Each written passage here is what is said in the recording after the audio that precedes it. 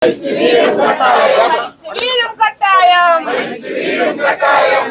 നാവുകൾ തളരില്ല, നമ്മുടെ കാലുകൾ തളരില്ല, നമ്മുടെ ശക്തി ക്ഷയിക്കില്ല, നമ്മുടെ ശക്തി ക്ഷയിക്കില്ല. ജനഹിതങ്ങൾ അറിയാതെ, ജനമനസ് കാണാതെ, ജനമനസ് കാണാതെ നടപ്പിലാക്കും നിയമങ്ങൾ, നടപ്പിലാക്കും നിയമങ്ങൾ. കടലിലെറിയും കട്ടായം, കടലിലെറിയും കട്ടായം. മതേതരം മതേതരം മതേതരം ഭാരതം. മതനിയമം വേണ്ടേ വേണ്ട, മതഭരണം വേണ്ടേ വേണ്ട. ഞങ്ങളുടെ പൊന്നാട്ടിൽ, ഞങ്ങളുടെ പൊന്നാട്ടിൽ, ഞങ്ങളുടെ പൊന്നാട്ടിൽ, ഞങ്ങളുടെ പൊന്നാട്ടിൽ. നമസ്കാരം. ഈ മാതാവിന്റെ രൂപം സുരേഷ് ഗോപി സാർ തന്നല്ലേ? അതെ അതെ, സുരേഷ് ഗോപി സാറാണല്ലോ നമ്മുടെ സമരത്തിന് ഏറ്റവും ആദ്യം ഇവിടെ എത്തിയത്. അപ്പോൾ സുരേഷ് ഗോപി സാർ തന്ന മാതാവിന്റെ രൂപമാണ് ഇന്ന്. ഒത്തിരിയധികം പ്രസക്തിയുള്ളതാണ് ഈ രൂപത്തിന്. കാരണം ഞങ്ങൾ എപ്പോഴും പ്രതീക്ഷിക്കുന്നത്, അത്ഭുതങ്ങൾ വിശ്വസിക്കുന്നവരാണ് ഞങ്ങൾ.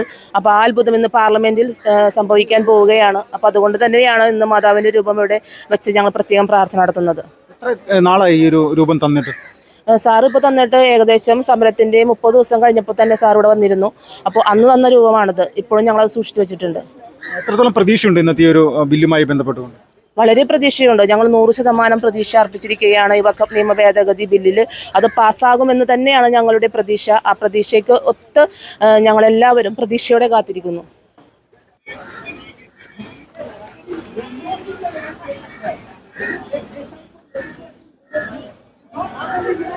നമ്മളിവിടെ കേൾക്കുന്നത് തർജിമ ചെയ്ത് കൊടുക്കുന്നതിനായി ആരെങ്കിലും ഒന്ന് മുന്നോട്ട് വരേണ്ടതാണ്.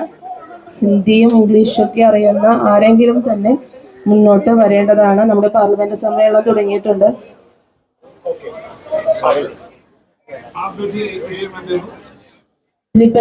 On the stage. मैंने सभी जो ये सरकारी माननीय सदस्यों के जो भी संशोधन प्रस्ताव है, सरकारी संशोधन प्रस्ताव दोनों को बराबर कर सकेगा। मैंने ऐसा नहीं किया कि आप मैंने सबको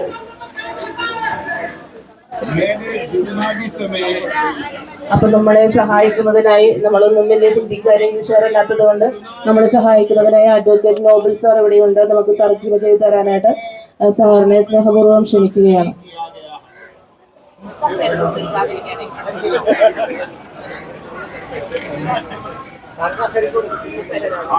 നമസ്കാരം. നമസ്കാരം. നിങ്ങൾ മുനമ്പം സമരം അവസാന ഘട്ടത്തിൽ എത്തിയെന്നുള്ളൊരു പ്രതീക്ഷയുണ്ടോ? തീർച്ചയായിട്ടും ഞങ്ങളിന്ന് പ്രതീക്ഷയുണ്ട്. ഞങ്ങളുടെ ഇപ്പോൾ വന്നിരിക്കുന്ന ഈ ബില്ല് നിയമമാകുമ്പോൾ മുനമ്പം തീരത്ത് താമസിക്കുന്ന ഞങ്ങളുടെ 610 കുടുംബങ്ങളുടെ പ്രശ്നം പരിഹരിക്കപ്പെടാൻ പോവുകയാണ്. അപ്പോൾ ഇവിടുന്ന് വിജയിച്ചു പോയിട്ടുള്ള കോൺഗ്രസിൻ്റെ MP-മാർ അവരുടെ ഒരു നിർദ്ദേശം കത്തോലിക്ക സഭ വെച്ചിട്ടുണ്ടായിരുന്നു, ഈ ഒരു ബില്ലിനെ പിന്തുണച്ചുകൊണ്ട് വോട്ട് ചെയ്യണമെന്ന്. അതിനൊരു പ്രത്യേകിച്ചുള്ള ഒരു പിന്തുണ അവരുടെ ഭാഗത്ത് നിന്ന് നിങ്ങൾക്ക് ലഭിച്ചിട്ടുണ്ടോ? അല്ല, ഞങ്ങളെ കത്തോലിക്ക സഭ KCCയും CBCIയും KCBCയും എല്ലാം കേരളത്തിലെ മുഴുവൻ MP-മാരോടുമാണ് പറഞ്ഞത്, മുനമ്പം തീരത്ത് താമസിക്കുന്ന മത്സ്യത്തൊഴിലാളികളുടെ പ്രശ്നങ്ങൾ പരിഹരിക്കുന്നതിന് വേണ്ടിയിട്ട് ഈ വരുന്ന അമെൻമെൻറ്റിൽ നിങ്ങൾ അവർക്ക് അനുകൂലമായിട്ട് വോട്ട് ചെയ്യണമെന്ന് പറഞ്ഞു. പക്ഷേ ഇപ്പോൾ നമുക്കത് വോട്ടിങ്ങിൻ്റെ അടുത്തേക്ക് വരികയാണ്. കത്തോലിക്ക സഭയും SNDP സമുദായവും എല്ലാം പറഞ്ഞിട്ടും ഈ 28 MP-മാരും എന്താണ് നിലപാട് എടുക്കുന്നത് എന്നുള്ളത് നമുക്ക് കുറച്ച് സമയത്തിനുള്ളിൽ നമുക്ക് അറിയാൻ സാധിക്കും. ഇപ്പോൾ ഇന്ന് ലോക്സഭയിലും അറിയാം, നാളെ രാജ്യസഭയിലും അറിയാം. പക്ഷേ മുനമ്പം ജനതയ്ക്ക് വേണ്ടി നിന്നിട്ടില്ല എങ്കിൽ സാമൂഹ്യ ബോധമുള്ള കേരളത്തിലെ മുഴുവൻ ആളുകളും ഈ 2 മുന്നണികളെയും കേരളത്തിൽ നിന്ന് തുടച്ചു നീക്കും എന്ന് തന്നെയാണ് ഞങ്ങൾ വിശ്വസിക്കുന്നത്. അപ്പോൾ നരേന്ദ്രമോദിജി നിങ്ങളോട് പറഞ്ഞ, അല്ലെങ്കിൽ ഈ ഒരു വഖഫ് ബില്ല് പാസ്സാക്കും എന്ന് പറഞ്ഞൊരു വാക്കുണ്ടല്ലോ, അത് പൂർണ്ണമായിട്ട് നിങ്ങൾ വിശ്വസിച്ചിട്ട് തന്നെയായിരുന്നില്ല ഈ ഒരു സമരത്തിന് നേതൃത്വം കൊടുത്തത്? അല്ല, ഞങ്ങൾ സമരത്തിന് നേതൃത്വം കൊടുത്ത് നിരാഹാര സമരം തുടങ്ങുന്നത് ആ സമയത്ത് ഞങ്ങൾക്കിത് പ്രതീക്ഷയില്ലല്ലോ. പക്ഷേ ആദ്യത്തെ സെക്ഷനിൽ ഓഗസ്റ്റ് മാസം 8-ാം തീയതി പാർലമെൻറ്റിൽ അവതരിപ്പിച്ച ബില്ലിൽ ഇല്ലാതിരുന്നതും, രണ്ടാമത് ജോയിൻറ്റ് പാർലമെൻറ്റ് കമ്മിറ്റിയെ അവതരിപ്പിച്ചതിന് ശേഷം രണ്ടാമത് കൂട്ടിച്ചേർത്ത സെക്ഷനും കൂടി വന്നപ്പോൾ ഞങ്ങൾക്ക് അനുകൂലമായിട്ടുള്ള ഒരു ക്ലോസ് അതിൽ എഴുതി ചേർക്കുകയുണ്ടായി. അതായത് 1860 സൊസൈറ്റി ആക്റ്റും പ്രകാരം രജിസ്റ്റർ ചെയ്ത് ഇരിക്കുന്ന എല്ലാ ട്രസ്റ്റുകൾക്കും പരമാധികാരം ഈ ബില്ലിലൂടെ ഈ നിയമമാകുമ്പോൾ ലഭിക്കുകയാണ്. അങ്ങനെ ഞങ്ങളുടെ പ്രശ്നം എങ്ങനെ പരിഹരിക്കുമെന്ന് ചോദിച്ചാൽ 1948 സൊസൈറ്റിയാണ് 1950 ഈ ഭൂമി സിദ്ദിഖ് സ്റ്റേറ്റ് കൊടുക്കുന്നത്. ഫറൂഖ് കോളേജ് സൊസൈറ്റിയാണ്. അപ്പം അതുകൊണ്ട് സൊസൈറ്റി ആയിട്ടുള്ള ട്രസ്റ്റിൽ നിന്ന് ഞങ്ങൾ വാങ്ങിച്ചിരിക്കുന്ന ഈ ഭൂമി ഇതിന് വാലിഡായി തീരുകയാണ്. അപ്പോൾ ഈ റദ്ദാക്കപ്പെട്ട റവന്യൂ അവകാശങ്ങൾ പുനഃസ്ഥാപിച്ച് ഞങ്ങൾക്ക് ലഭിക്കും. അതാണ് ഞങ്ങൾക്കുള്ള വിജയം. ഇപ്പോൾ സംസ്ഥാന സർക്കാരിൻ്റെ നിലപാട്, പിണറായി വിജയൻ സർക്കാരിൻ്റെ നിലപാടും CPM എന്ന് പറയുന്ന രാഷ്ട്രീയ പ്രസ്ഥാനത്തിൻ്റെ നിലപാടും, ഇത് മുനമ്പം ജനതയ്ക്ക് ഏത് തരത്തിലെല്ലാം ബാധിച്ചിട്ടുണ്ട്? അല്ല, ഞങ്ങളെ സംബന്ധിച്ചിടത്തോളം ഇവിടുത്തെ ഇരുമുന്നണികളും, അതായത് 1995 പാർലമെൻറ്റിൽ കൊണ്ടുവന്ന നിയമം, ആ നിയമം അത് 2008 വന്ന് അച്യുതാനന്ദൻ ഗവൺമെൻറ്റുള്ള സമയത്താണ് ആ നിയമം നടപ്പിലാക്കണമെന്ന് പറഞ്ഞ് വഖഫ് ബോർഡിൻ്റെ വഖഫ് സംരക്ഷണ സമിതി ഗവൺമെൻറ്റിനെ സമീപിക്കുകയും കോടതിയിൽ കേസ് EP ഫയൽ ചെയ്യുകയും ചെയ്യുന്നത്. തുടർന്ന് സ്റ്റെപ്പായിട്ട് 2019 ഇത് വഖഫ് ബോർഡിലേക്ക് എഴുതിയെടുത്തു. 2022 ഞങ്ങൾക്ക് നോട്ടീസ് അയച്ചു. ഇവിടെ കേരള സർക്കാരിന് പറ്റിയ പ്രശ്നം എന്താണെന്ന് ചോദിച്ചാൽ, റവന്യൂ കൃത്യമായ രീതിയിൽ നിയമോപദേശം തേടാതെയാണ് ഞങ്ങളുടെ ഈ റവന്യൂ അവകാശങ്ങൾ നിരോധിച്ചത്. കാരണം കൃത്യമായ നിയമോപദേശം സ്വീകരിച്ചിരുന്നുവെങ്കിൽ പോക്കുവരവ് ചെയ്ത് താമസിക്കുന്ന ഞങ്ങൾക്ക് നോട്ടീസ് തരാതെ, സ്ഥലം അളന്ന് തിട്ടപ്പെടുത്താതെ, ദിക്കുകൾ അറിയാതെ ഒരിക്കലും ഈ ഭൂമി റവന്യൂ അവകാശം റദ്ദാക്കാൻ പാടില്ലാത്തതായിരുന്നു. അതേപോലെ തന്നെ ഇവിടെയുള്ള ഭൂമി ആകെ 1969 സർവേ നടത്തുമ്പോൾ, 1963 ആദ്യത്തെ സർവേ നടത്തുന്നു. ആ സമയത്ത് 114 ഏക്കർ, 69 നടത്തുമ്പോൾ 135 ഏക്കർ, 1976 സർവേ നടത്തുമ്പോൾ വീണ്ടും ഒരു 10 ഏക്കറും കൂടി 135-145 ഏക്കർ ഭൂമിയായി. പക്ഷേ ഇപ്പോൾ റവന്യൂ ഡിപ്പാർട്ട്മെൻറ്റ് എഴുതിയിരിക്കുന്നത് 396 ഏക്കറാണ്. 290 ഏക്കർ ഭൂമി കടലിൽ ഒലിച്ചു പോയത്. അത് അല്പം പോലും ശ്രദ്ധിക്കാതെ, ശരിയെന്തെന്ന് മനസ്സിലാക്കാതെ 390 ഏക്കർ വഖഫ് രജിസ്റ്ററിൽ എഴുതിയെടുത്തതിന് അധികാരം കൊടുത്തത് റവന്യൂ വകുപ്പിൻ്റെ തെറ്റാണ്. അത് ഗവൺമെൻറ്റിൻ്റെ തെറ്റായിട്ടുള്ള നടപടിയാണ്.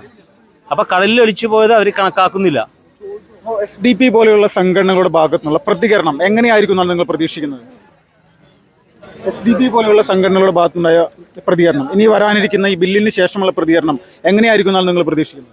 അല്ല, SDPI പോലെയുള്ള സംഘടനകളുടെ അല്ലെങ്കിൽ മറ്റ് ഇതര സമുദായ സംഘടനകളുടെ പ്രവർത്തനം ഞങ്ങൾ നോക്കേണ്ട ആവശ്യമില്ല. കാരണം ഞങ്ങളെ സംബന്ധിച്ചിടത്തോളം ഞങ്ങൾ മത്സ്യത്തൊഴിലാളികളാണ്. ഈ പാർശ്വവൽക്കരിക്കപ്പെട്ട് 3 വർഷവും 3 മാസവുമായി ഞങ്ങൾ നിലകൊള്ളുകയാണ്.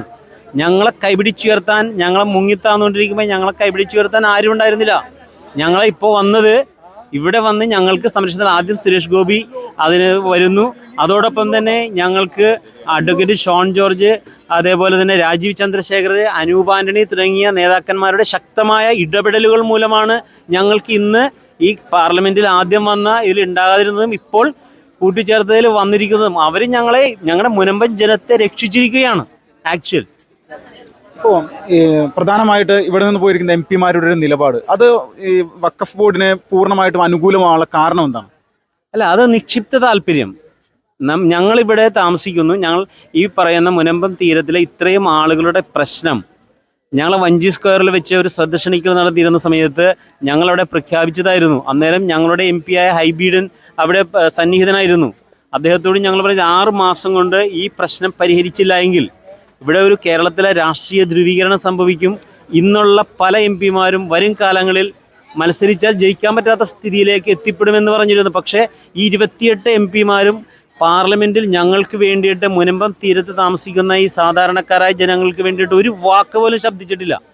പക്ഷെ എന്നിരുന്നാലും ഞങ്ങളുടെ രോദനം പാർലമെൻറ്റിൽ കേൾക്കാനും അതിനനുസരിച്ചിട്ട് ആക്ട് ചെയ്യാനും പ്രധാനമന്ത്രിയും അതേപോലെ തന്നെ നിർമ്മല സീതാരാമൻ, ധനകാര്യ വകുപ്പ് മന്ത്രി കിരൺ റിജിജു, അതേപോലെ ജോർജ് കുര്യൻ സാറ് എല്ലാവരും ഇടപെട്ടത് ഞങ്ങൾക്ക് വേണ്ടി, ഞങ്ങളെ കൈപിടിച്ചുയർത്താനും ഞങ്ങളുടെ പ്രശ്നങ്ങൾ പരിഹരിക്കാനും വേണ്ടിയിട്ടാണ്.